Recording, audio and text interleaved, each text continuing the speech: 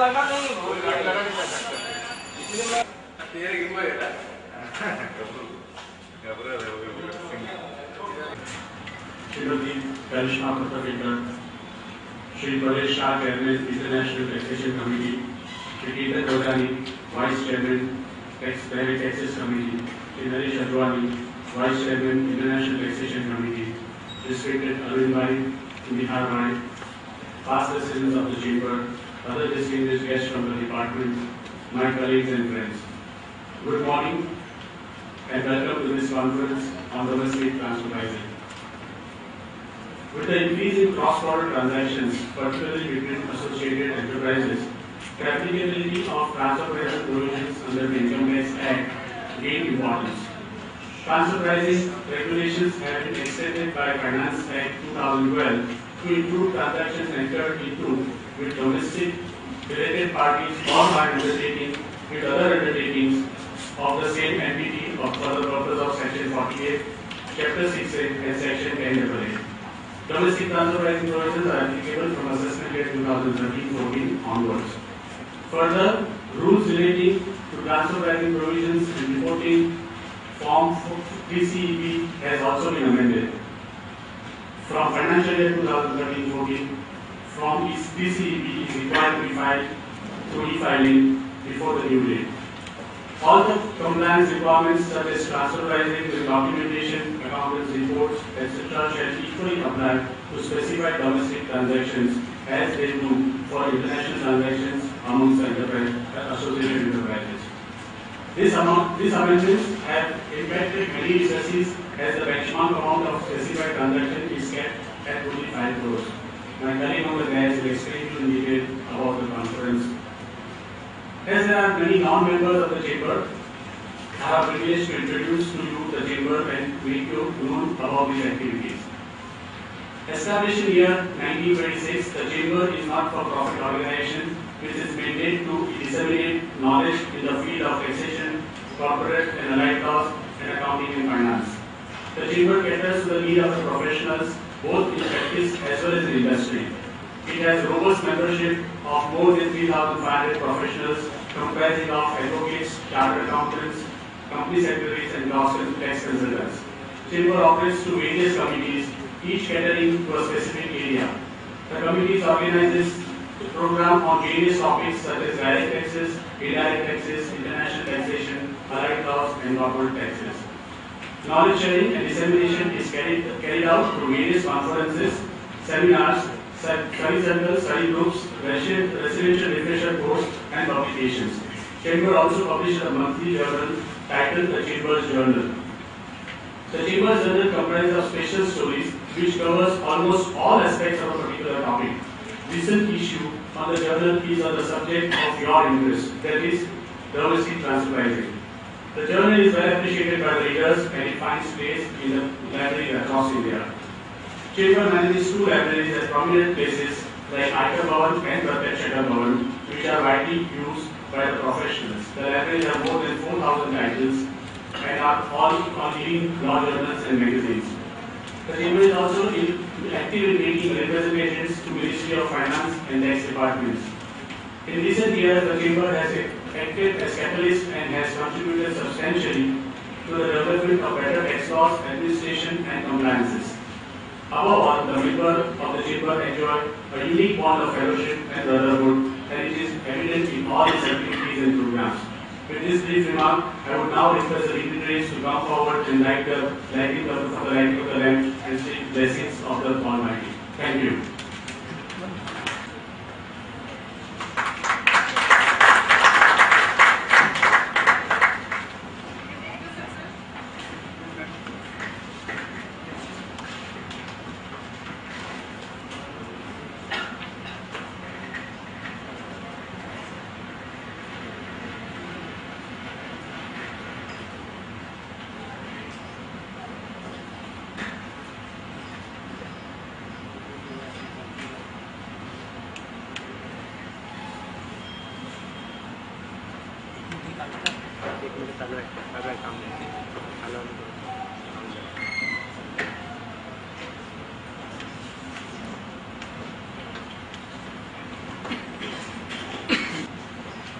honorable guest, AITPP1 Madhuri Sridhar, Learned Speaker Karishma Patrakar, Ketan, Suresh, Senior in the profession, ladies and gentlemen.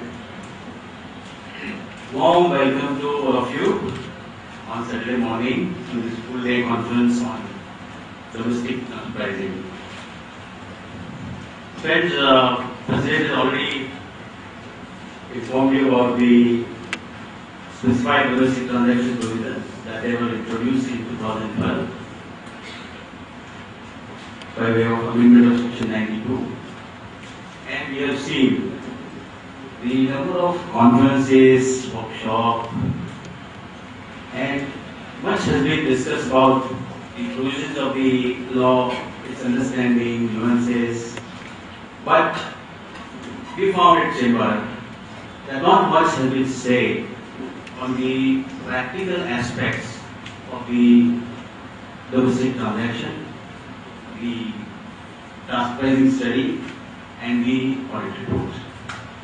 With this thought in mind, we requested senior professionals of the Bombay City to structure this program for us so that all of us can complete the challenges which are posed before us in a practical manner to resolve the issues of the DP study, to benchmark the transaction, and to issue the audit report on the as per the expectations of the industry and as per the expectation of the market.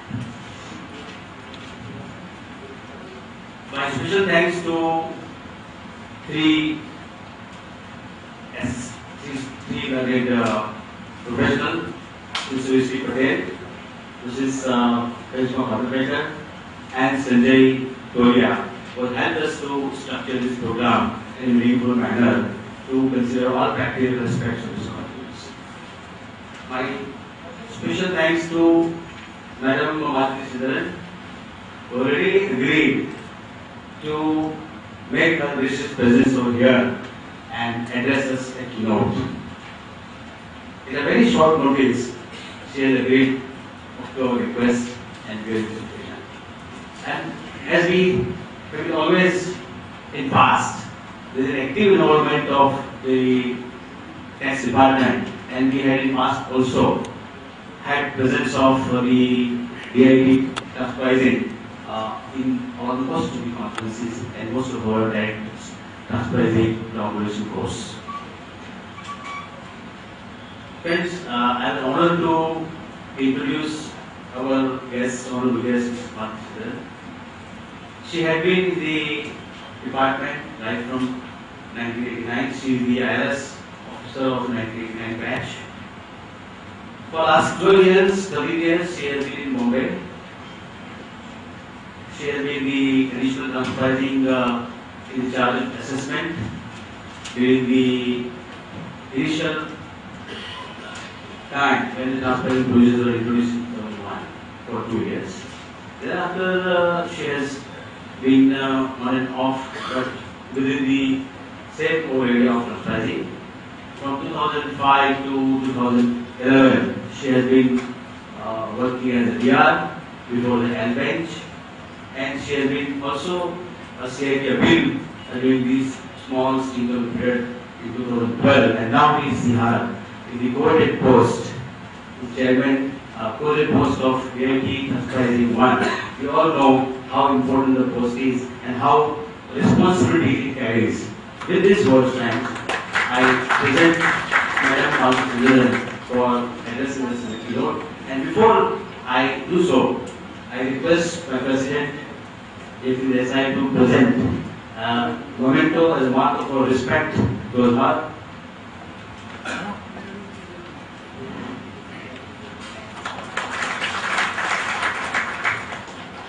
Madam, thank you.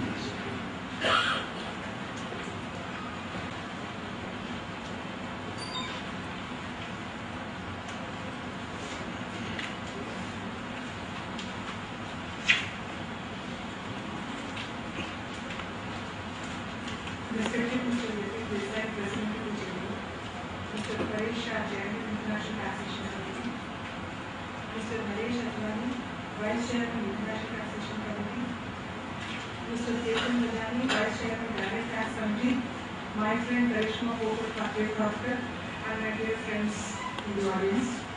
It is a matter of great pleasure and honor for me to be here with you all on this inaugural session of one-day seminar on domestic transfer pricing. I really do not know what has prompted these people to invite me for this session. In fact, I asked them what makes them think I am fit to inaugurate this session. They said it is not me, it is a post I carry. So as a representative of the Department of State Transfer Pricing, I am before you. I don't claim any special knowledge or any other credit to myself to entitle me to inaugurate this session. Of course, I have spent long number of years as DR in the ITAT, whether as junior AR, senior AR or CIT DR. So I never occupied any special post in the department which people would consider as coveted or anything. And so I never got invited to any of these sessions. This is the first time I am getting invited and I am very happy about it to be here with all.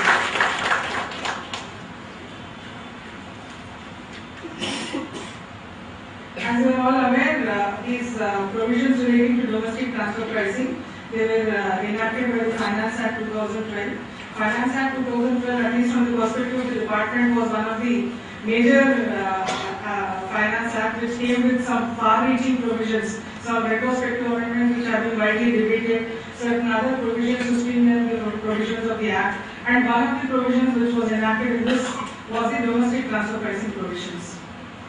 The so-called objective as stated in the memorandum explaining the provisions is that it seeks to bring objectivity in calculating the amount of deduction to be given to a person when they are interacting with a related party, or to bring objectivity or to put in place a proper mechanism, a scientific mechanism to determine the income on which exemption may be given to an assessee. So these have been the stated objectives in enacting these domestic transfer pricing provisions. If we step back and look, in fact, when we were in ITAT, many times we had to look at old case laws when we were trying to argue transfer pricing cases in the initial years, because now there are more than 300, 400 decisions on transfer pricing, reported decisions of ITAT. But when we started arguing the cases in the ITAT, at that time there were no decisions or nothing to give us any backing on either side. So we used to look at decisions on section 40A or under the earlier provisions of section 80I, 80J, 80E, where there were provisions for inter-unit transfer, etc. So we used to look at these provisions to give us some guidance. So if we look at some of those older provisions, we can see that there was always a need for these kind of provisions which will give a machinery or a mechanism to determine the amount of exemption that should be given to a person in respect of certain specified activities, or the way in which to calculate a deduction when a person is dealing with someone closely connected. For instance, if we look at the old provisions of section 80J or 80E, they did not have any provision akin to what we have in 80IA 8 and 10 now. 80IA 8 and 10, which is treated as a base provision now for all exemption provisions. It provides specifically as to how to determine the profits when there are intra-unit dealings with the same enterprise, or the enterprise deals with somebody closely connected to it. But no such provisions were there initially when 80I, when 80J or 80E were enacted. So some innovative assessees had taken a plea before the tax department and then thereafter before the courts. When there were intra-unit transfers, say for instance they had a unit which supplied raw material to the unit which was exempt under 80I or 80E. They said this is a self-to-self transaction, therefore this transaction need not be taken into account. And in the process they claimed a deduction on the entire income of the exempt unit without reducing it to the extent of the cost of material supplied by a non-exempt unit. So they said it is a self-to-self transaction. They relied on old rulings, Tika by Premchand or these decisions to say that a self-to-self transaction need not be taken into account. So even at that time, even in the absence of any enabling provision similar to 80IA 8 or 10, the high courts have generally held that when you have to calculate the profit of an exempt unit, then you have to take into account all these inter-unit transfer. There was always still a debate whether these transfers should be taken into account at the cost price to the assessee or at a market price, a notional market price between the two units. High Court of Bombay said it can be at the cost, High Court of Gujarat said it should be at the market price. So still the debate was there. Thereafter, we had these provisions which were enacted in ATI. We have these provisions in ATI, ATIA now, where they say that when there is a transfer from one unit to another of the same enterprise, then they have to be valued at market price.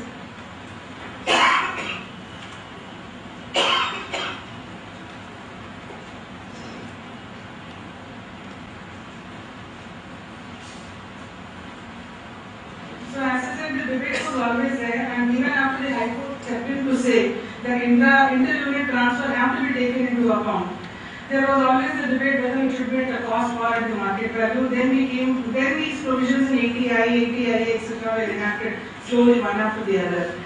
Then we have these disputes in section 48, which is what we used to refer for all our PP matters initially.